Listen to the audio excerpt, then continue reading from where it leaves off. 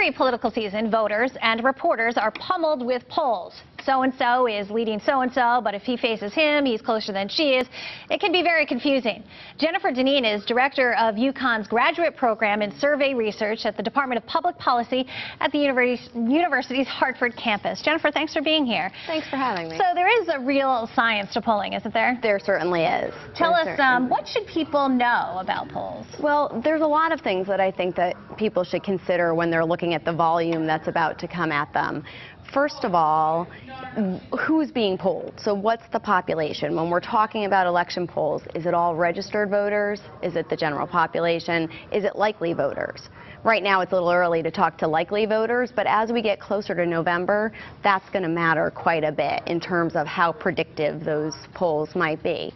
How can people find out that information? Well, typically, reputable polls release all of that information, and I know you all and many journalists are good about reporting it, sharing it. So after a story, you should be able to see how many people were interviewed, how they were interviewed by telephone or whether it was an internet poll, and when they were interviewed and who they were.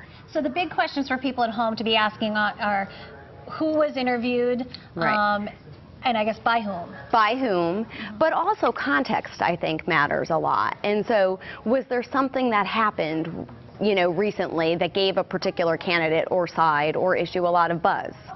So that might cause some movement in the numbers. That isn't long-lasting movement, but you'll see some blips. So can you give us an example of, so obviously we're seeing a lot of polls right now this early in the game with the candidates. How do you think how should they be using that information? It's interesting, and it's giving us a good picture of what things look like now. But that's what it's giving us, what things look like now. I don't think that anything that we're seeing now is really predictive of November. It's a long way away, and there's lots that can happen. What do you think, is there one big misconception that people have about polls? Maybe that they're all the same. And so things like a random sample versus a poll done over the internet, that makes a difference. Giving every voter a chance to participate in the survey is going to change the type of opinion you get. But I also think that people tend to think that polls are right forever. And they're not. They are very much a snapshot, and they are a picture of a particular moment in time. But once that moment passes, you can't hold pollsters to that image they produced a few weeks ago. Is there a certain magic number that adds legitimacy to a poll? I mean, so if we see that, Linda McMahon is right now leading Christopher Shays by double digits, is there a certain number that makes a poll more legitimate, In terms of a margin of error, I don't think that there is. That's the plus or minus 3 that we see, and that gives us some sense. What I tend to look for was, is it consistent with the other research that's being done? Was it done well? Was it a random sample? Was it the right population?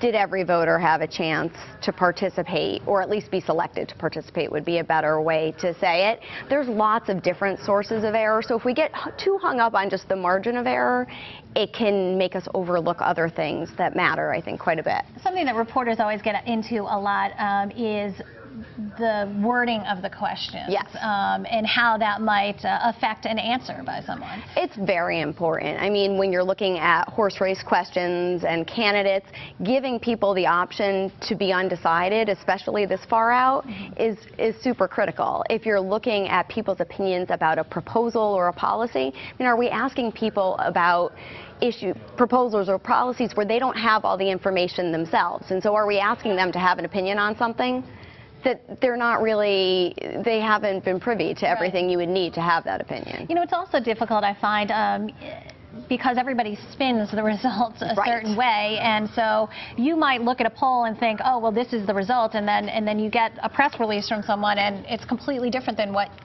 you thought. Absolutely. I mean, I think the numbers are the numbers sometimes, but often they're part of a larger story and how you couch those numbers. So, for example, we could see a poll that shows a candidate gaining a lot of momentum. Well, if you looked at the fact that they had done a big press release, or they had started a new ad campaign that was very catchy, and you put the numbers in that context, it changes what they mean or what they should mean. I'm just going to take one more minute to ask you, is it dangerous because a lot of times you worry whether people will think, well, the last poll I saw, this candidate was leading this candidate, so that must be the person I should vote for.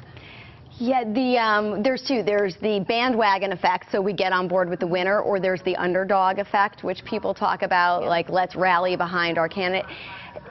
There might be a little bit of that, but the research doesn't show that there's really a whole lot of it. I think a lot of times with the bandwagon effect, you know, when someone's in the lead, they tend to attract more attention. Right. There's more stories about them, there's more information about them, and so it may be less a getting on board and more just seeing a lot more and becoming more familiar with the person everybody's talking about. Interesting things. Thanks, Jennifer, for coming by. We'll need your expertise, I'm sure, in the months to come. Thanks for having me. Jennifer. Well, speaking of polls, in an online current poll recently, 56% of respondents said they do not think Gino Auriemma will always be linked to the accusations now made against him. We'll talk about the trouble coming up next.